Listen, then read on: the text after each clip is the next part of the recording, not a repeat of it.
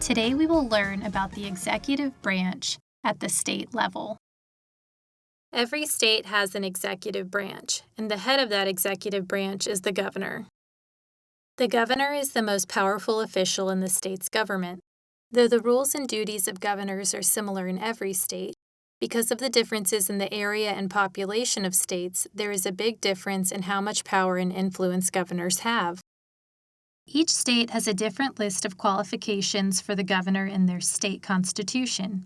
However, most states require their governors to be at least 25 years old, a United States citizen, and a resident of their state for a specified length of time prior to taking office. Most governors have other political experience. Some have served in the state's legislature, others have been mayors of big cities, and some were elected to other positions in the state government like Secretary of State or Attorney General.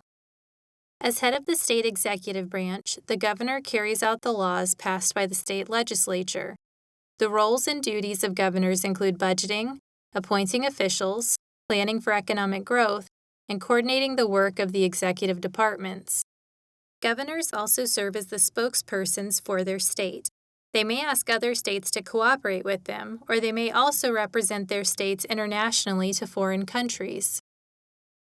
Governors are also responsible for making changes within their state by getting their ideas passed into law. For example, if the governor was elected by voters and promised to be tough on crime, the governor needs to keep that promise.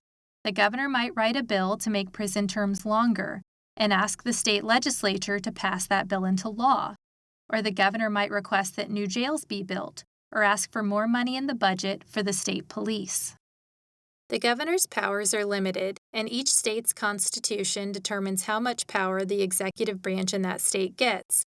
The state legislatures pass the bills the governor proposes. They also have the final say over the state budget.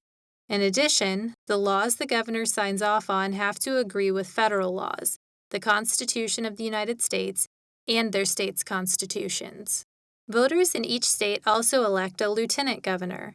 A lieutenant governor is kind of like a vice president. They replace the governor if he or she dies or resigns. In some states, the lieutenant governor presides over the state senate. That brings us to another part of the executive branch, the state bureaucracy. The state bureaucracy is an organization of government agencies, offices, and departments. Examples of departments within state bureaucracies include the Board of Education, the Highway Department, the Public Utilities Board, and the Labor Board. Officials within the bureaucracy's departments help the governor run the state. We call this a plural executive. In a plural executive branch, several people share the powers of the executive branch.